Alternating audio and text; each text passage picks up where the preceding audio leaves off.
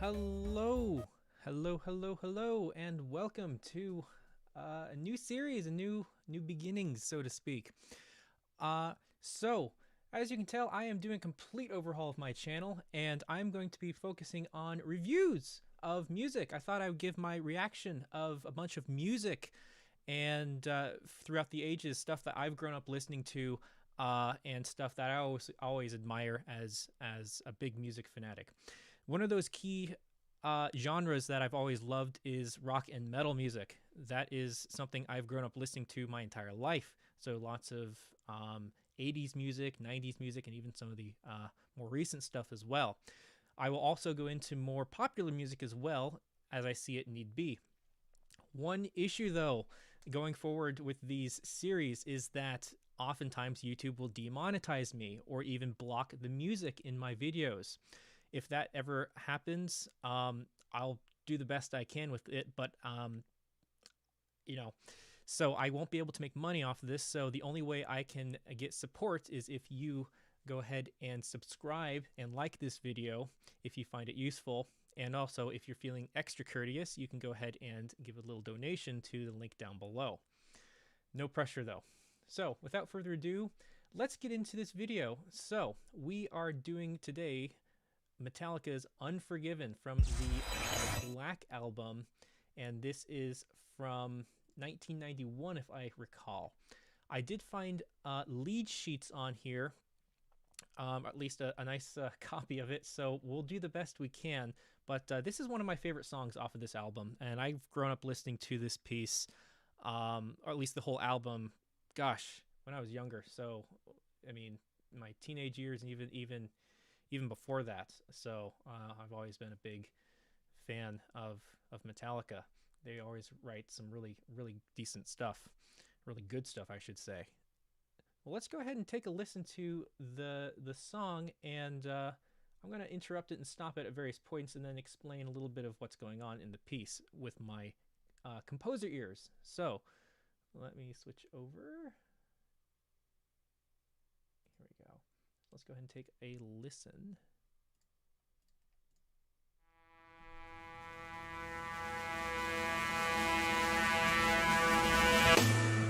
So already, I have to pause it right here. That's kind of a 5-1 progression. So the truck horn comes on E, and then it finally resolves to A. So it's a nice 5-1. It's not just any pitch. It's very specifically an E. Imagine how awkward if it was, for example, on E flat.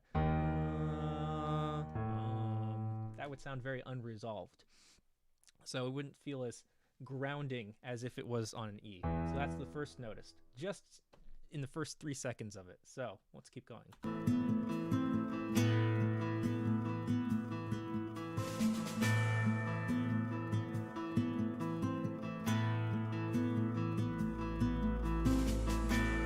So the other thing that they have is they have this ostinato that begins. So we're in A minor. Actually, we don't know if we're in A minor or any other mode. We'll find out soon enough. So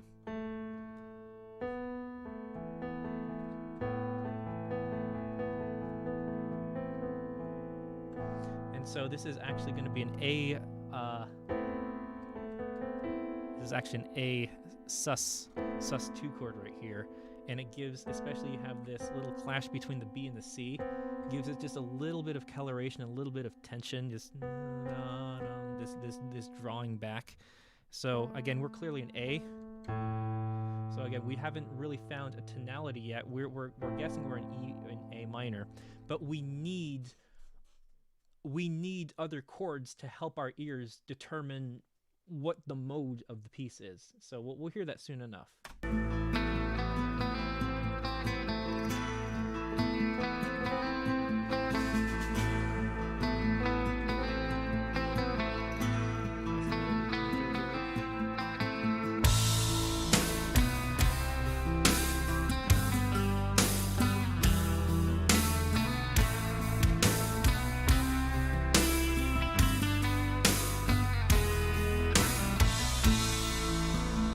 So that's the first introductory phrase. That's basically the whole introduction, then we'll dive right into the song. So we have a C major chord, which they notate as a power chord, but you can it's implied it's a C major. The G major chord, and here, this is actually an E minor chord. Now, an E minor chord doesn't really belong in the key of A minor. What you're actually expecting is an E major chord here. So in classical harmony, so normally a simple progression.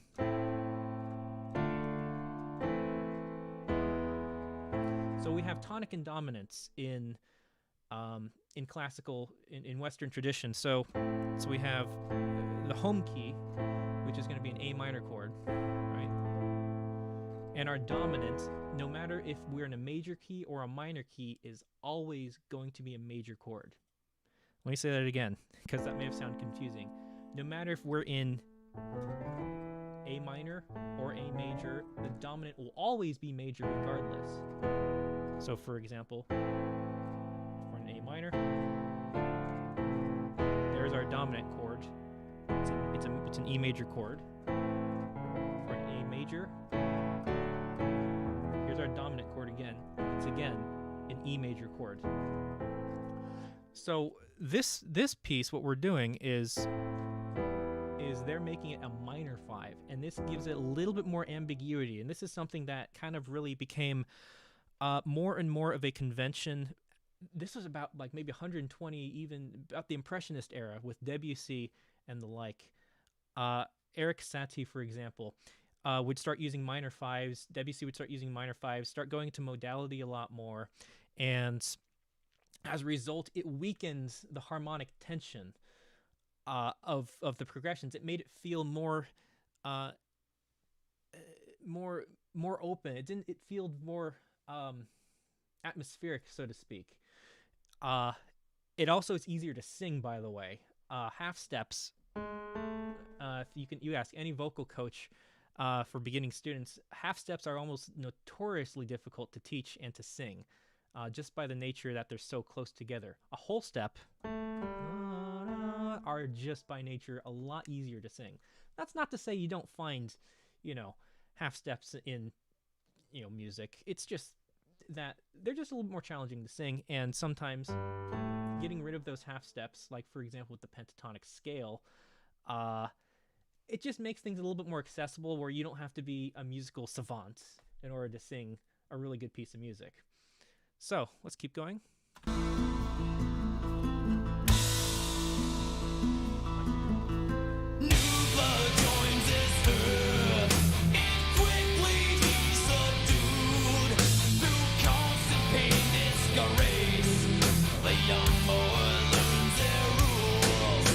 So let's pause it right here.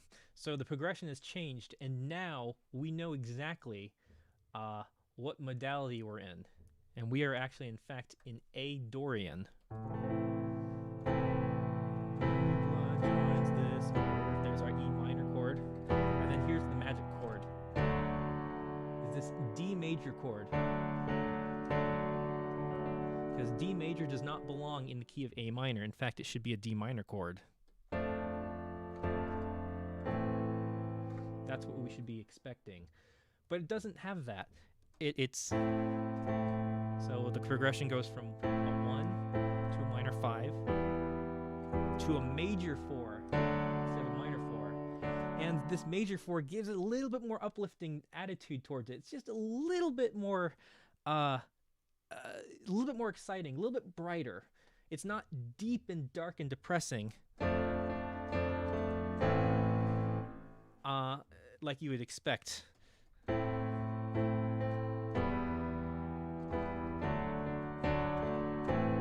If I played it in purely A minor, it would sound very different.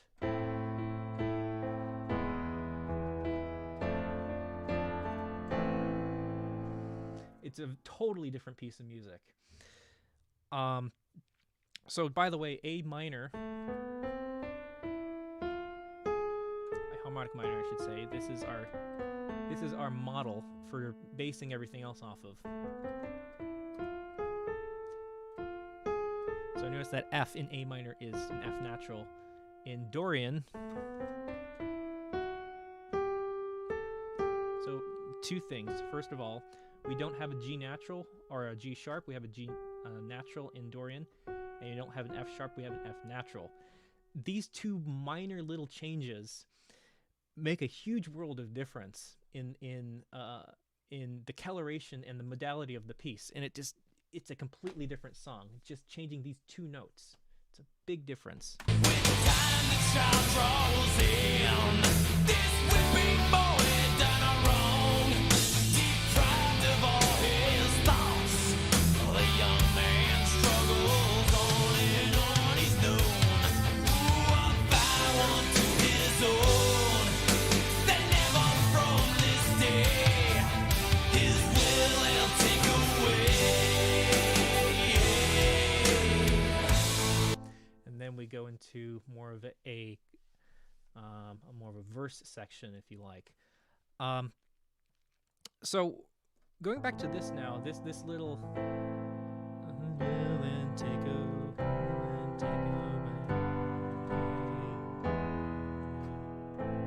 so this is kind of neat what they're doing here. You're on A. Now C major works really nicely in the key of A because they share the same key signature. They're what we call the related, the relative major. So,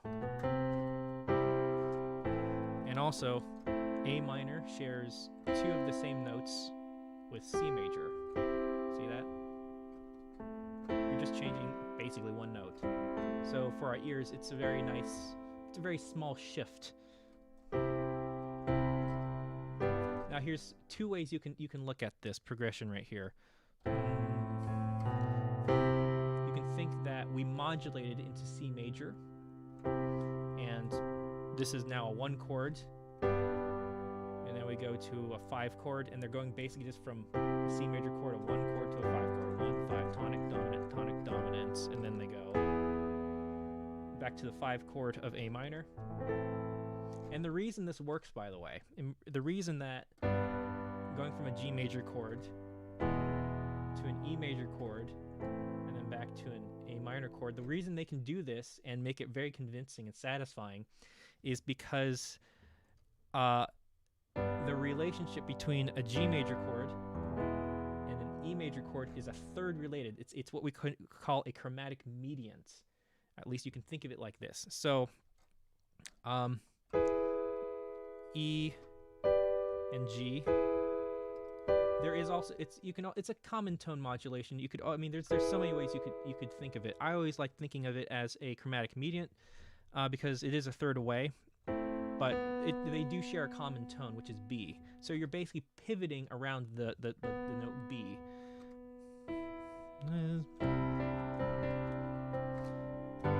And they actually do pivot. And that's what James is singing.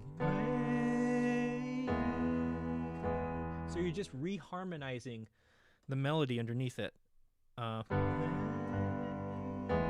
you could even throw in a 7th chord, the 7th on there if you wanted to. Be classical. Let's just back it up and listen to that.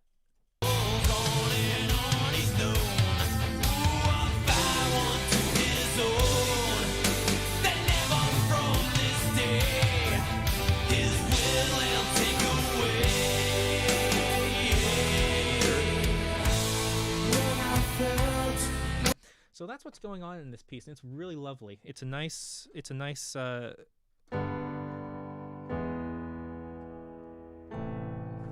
hear this also all the time in late romantic 19th century music as well. Chopin does it all the time. Schumann. I mean, gosh, anybody does that. I mean, it's a common thing that they like to do. It gives you that warm and fuzzy feeling. It's that it's that goosebump chord. It's lovely. Let's keep going. What I've known, never shine, doing what I've shown, never be, never see, won't see what might have been. What I felt, what I've known, never shine, doing what I've shown, never free, never me. So I dug the Unforgiven. And then we go again. They dedicate their lives. So I'm sorry if I keep pausing and stopping it, but it's really important that that I do this just so I don't get completely blown apart by the studios. They go into the same section once again, and there's not really too much change here. The lyrics, of course, change. I'm actually going to skip ahead to the guitar solo if that's all right. I don't want to keep this video too long. Let's see.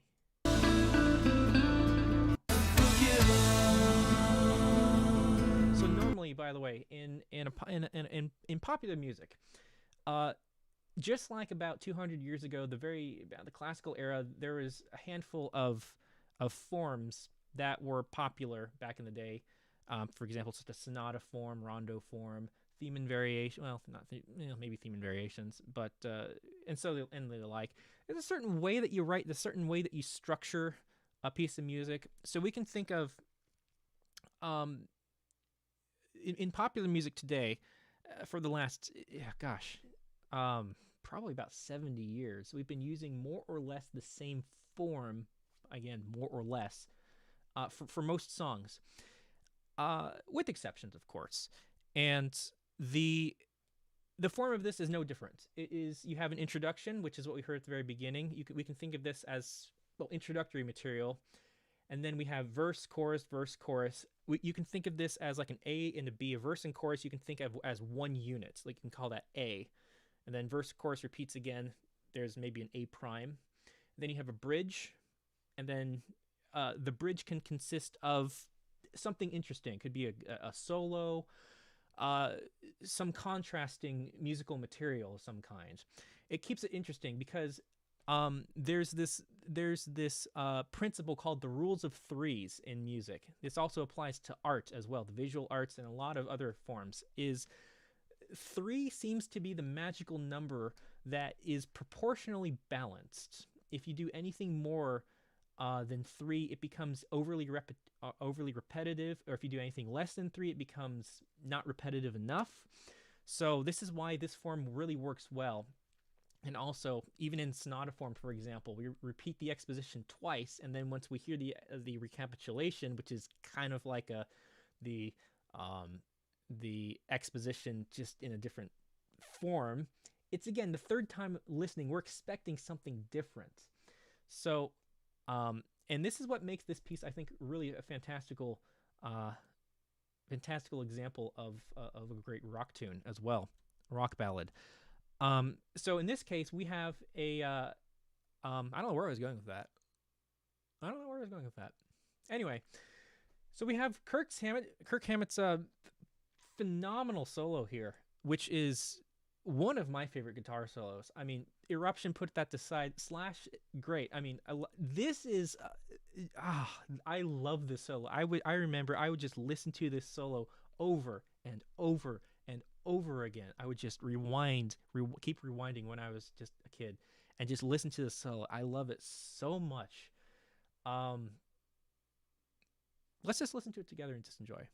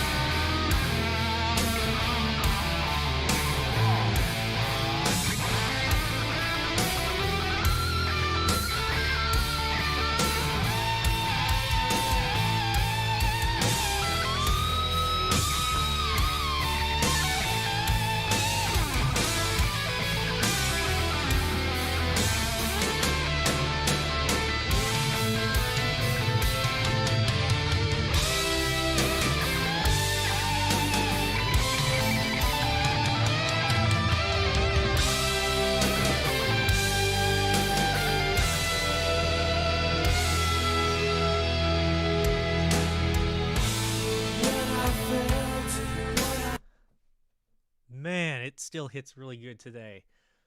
Oh, I mean, that was just one hell of a solo. It was just perfectly balanced with, it wasn't too virtuosic, it wasn't just him ripping apart trying to play as fast as he needed to. It was just, oh, and then the rhythm guitar is backing it up just with just chugging. Oh man, it's good. Let's break it down a little bit. Listen to this solo a little bit again.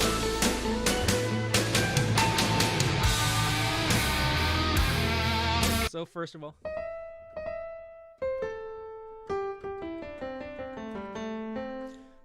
all, this is why you practice your pentatonic scales, because they come very useful in guitar soloing. Pentatonic scales, by the way, are just the bulletproof scales.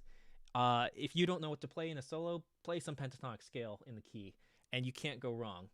The beauty, I was speaking about half steps earlier, and the issue with half steps is they create a lot of tension and a lot of dissonance in music. Now, by getting rid of those half steps and leaving only whole steps available, you water down the rub of these intense half steps, and that basically is what a pentatonic scale is take a C major scale, right? Take all those notes and remove the half step notes.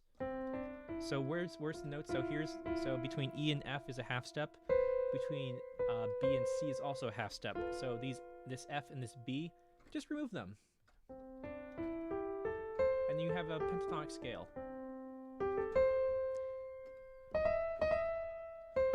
And this is, by the way, a blues note. This E flat when Kirk plays at the very beginning.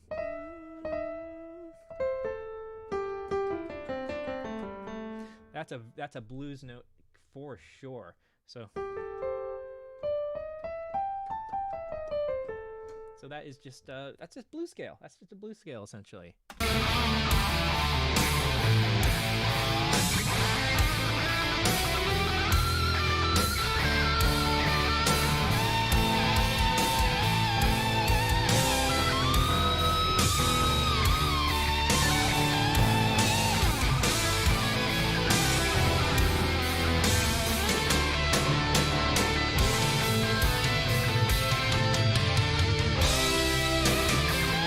Now here, if I have to quibble just a little bit, just with really sensitive ears, there is some octaves here that really irk me a little bit.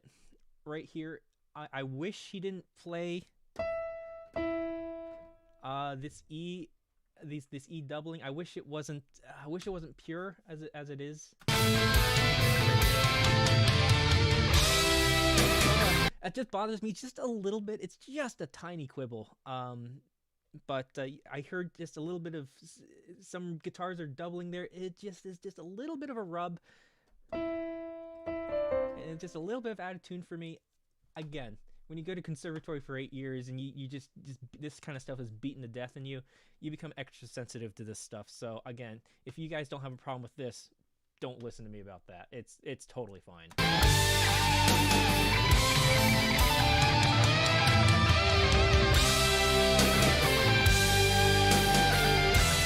And then I love this little suspension. You know.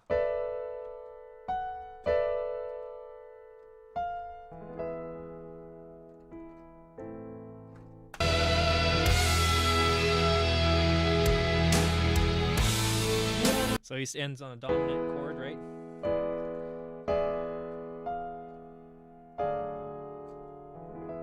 And this is very classical.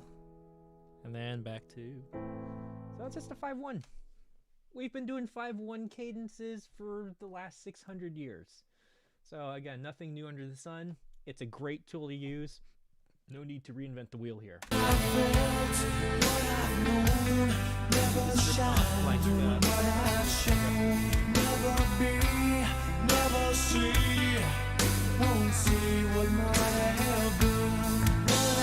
And then, yeah, so pretty much the rest of the song ends as such.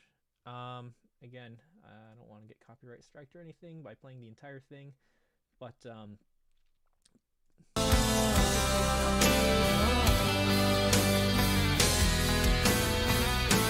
labeled me, I label you, so I dub the unforgiven.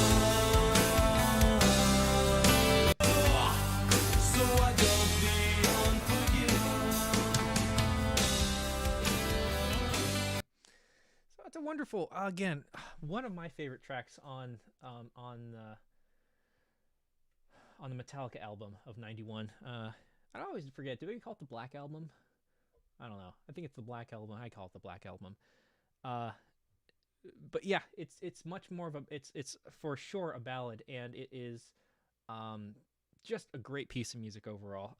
Huge fan of it, and well, I hope my insight was useful. So, with all that said, I think that'll be it for now. So, thank you guys all for sharing.